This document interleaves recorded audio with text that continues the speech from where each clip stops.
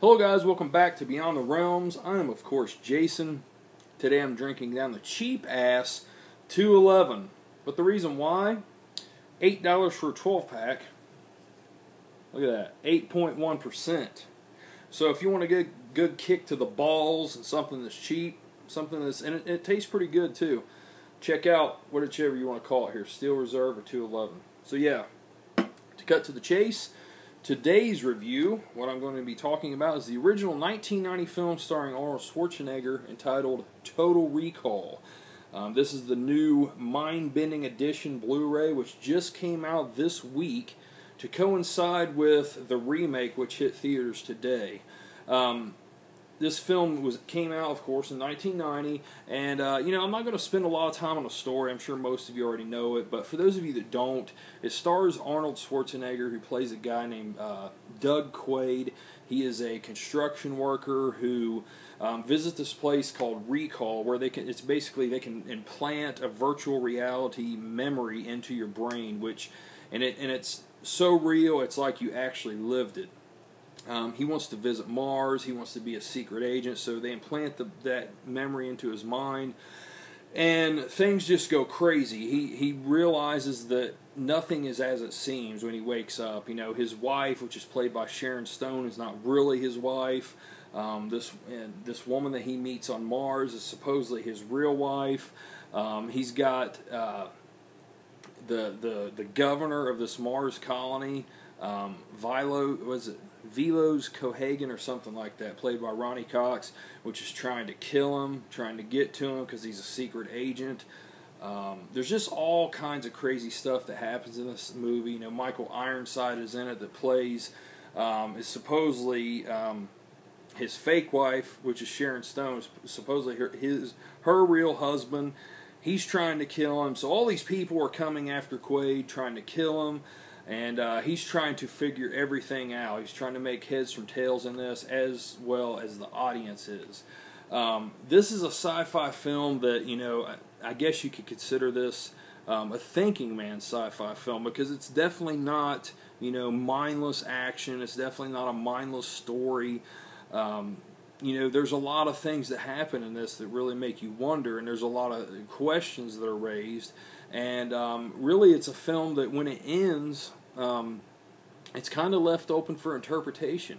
This is a film that was way ahead of its time. Christopher Nolan's Inception, I think it took some ideas from this film as far as implanting ideas in your head and figuring out what's real and what's not. I mean, this movie really set the tone for that, and Inception pretty much took that from this film. But, beyond that, this was originally a story by Philip K. Dick, which was titled, what was it called? I forget it right off the top of my head. Your Memories Wholesale. Somebody correct me. I know it. I mean, I knew it. I can't think of it right offhand. But something about Your Memories Wholesale. So it was a short story by Philip K. Dick that was originally published in a science fiction magazine, along with a collection of other stories, by other people. And it really caught on with people. And Philip K. Dick, he did the original story that inspired Minority Report, Blade Runner. There's a few others. So, I mean, he's like a science fiction master. I have not read the short story that inspired this, but they do have it under the bookstore on iTunes for $1, so I'm definitely going to be checking that out soon. But anyway, guys, this is a really good story. I've always really enjoyed this film. When you look at it today, if I was a teenager and watched this today, I would probably get some chuckles out of it, which, I do now myself, even growing up with this film, because it hasn't aged well. I mean, Arnold, God love him,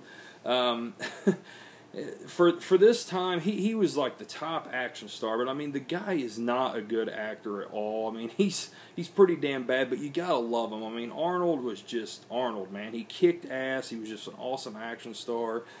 He has a lot of good action scenes in this, but my God, some of the acting in this is just, it's so bad. It's hilarious. It's really hilariously awesome. But, you know, even the effects haven't aged too well. But, you know, you have to consider, you know, this film was made in '89. It came out in 1990. But for its time, this was like the best that special effects could possibly get. This is before CG and all that shit. This is like one of the last films that was like completely practical. I believe there's one scene of CG in this. I can't remember exactly what it was. There's something on the extras about it, but I can't recall exactly what it was. But it's basically complete practical effects, you know, composite shots, stuff like that. And the great Rob Bottin did the effects on this, which many of you know, I'm sure, from John Carpenter's The Thing. So that's really cool, and that shows, you know, you can see Bottin in this. I mean, there's some really awesome effects, practical effects.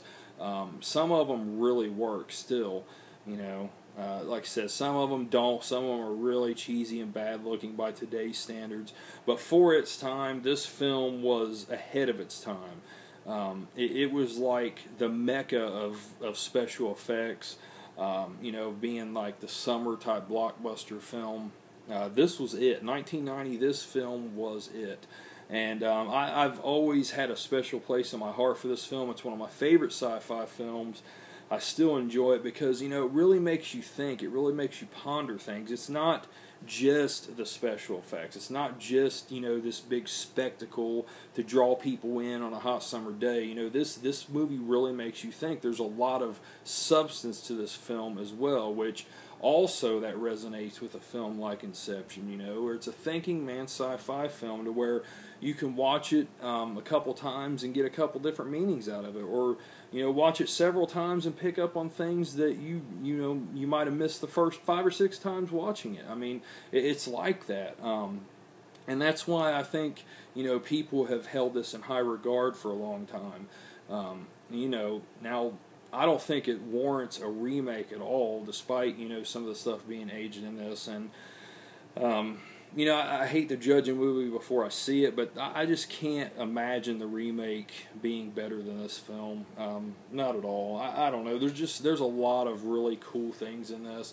Plus, you know, all the actors. I mean, you got Arnold, you got Sharon Stone, you got Michael Ironside, you got just on and on. Ronnie Cox. And then who's the guy? Then you got the guy that plays a taxi driver. Mel Johnson Jr. is Benny. He's really cool, a memorable character. Just a lot of memorable characters in this as well. You know, not so much great performances or anything, but very memorable characters, memorable scenes. You know, the woman with the 3 boobs. I mean, if you've seen this film, you're never going to forget that scene. It's like, holy crap, you know, I've never seen anything like that before. And then, of course, you know, all the scenes on Mars, which I'm pretty sure that kind of deviates from Philip K. Dick's original story. I don't think, now I could be wrong on this, but I don't think they actually go to Mars in his story, but in this film they do. And, you know, a lot of those scenes on Mars are really cool. You know, they can't go outside. It's like extreme atmosphere and everything. But when somebody does go out into the atmosphere on Mars, it melts them. Like their skin just shrivels up. They go all crazy. Their eyes pop out and shit. It's really crazy. And it happens to a few characters in this film. Very cool scenes, though. I mean, just awesome practical effects. You know, I love that stuff. And this film is actually pretty damn violent. I mean, you know, it's rated R, and this was at a time where, you know, violence was just everywhere in cinema. But yet, you know, you didn't have people going out and shooting up theaters and all this other bullshit.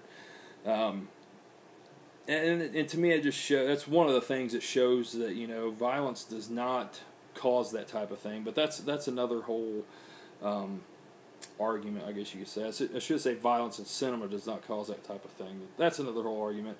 But anyway, guys, I really enjoy this film. Like I said, it's just a great Arnold Schwarzenegger film. This came before Terminator 2, and that's when he really, really took off. But guys, if you've never seen this, I recommend checking it out. You know, Best Buy right now has this for $7.99. It's well worth it. I never did get to see the old. There was a Blu-ray release of this previously, but I heard it was a pretty crappy transfer. I don't know. I haven't seen it for myself, so I'm not sure. But I heard it was really bad. But I do, in fact, have this version on DVD, and I can say without a doubt that this is way better transfer than this. I mean, the cover is a good representation of that. Look how much more colorful. I mean, that's a good representation of the transfers even. But way better than that DVD version. And just from what I've heard, this is finally the first proper Blu-ray release. It blows the first release away. So I'm glad I held off. You know, Best Buy has this right now for $7.99. That's just a hell of a deal. Really awesome deal. You know, now unfortunately, most of the special features on this were ported over from that DVD release, but there are a few new ones. There is, I believe this is a new interview with the director, Paul Verhoeven, and then also there is Models and Skeletons of Special Effects of Total Recall, which I'm pretty sure that is new for this release. Pretty cool featurette, you know, and it's basically telling what it is. It's just about the special effects, you know, and it talks about how it was ahead of its time. It was all, you know, the cutting edge technology of the time. But I think it was like 20-some minutes long. But then you also have, you know, the other features, which is, like I said, ported over from that release. Has audio commentary of Arnold Schwarzenegger and the director Paul Verhoeven. It has a making of featurette, Imagining Total Recall documentary, a trailer, and a photo gallery, which all of that's ported over. But then there is one other also that is new to this, which is a restoration comparison, where they show you the screen of how it used to look, and then, you know, it slowly pans across, and it has a color correction and all this stuff, and it shows you half screen of what it looks like now, half screen of what it used to look like, and it's definitely a vast improvement over every other release that has been put out so far. So, guys, you know, if you've never bought this, this is definitely the version to go ahead and pick up. And if you have bought it before and you're a big fan, it's probably worth the double dip. You know, great film. If you've never seen it, check this out. You got to give it a shot. You know, especially if you're interested in the remake, at least check this film out too. Because, you know, I don't think it warrants a remake, but, you know, they remake everything nowadays, so it doesn't matter. It's all name recognition and bringing in the almighty dollar, so whatever, it's going to happen. But anyway, this is still a great film. Fuck the remake. Watch this one, guys. Have a good one. I'm Jason. Take care.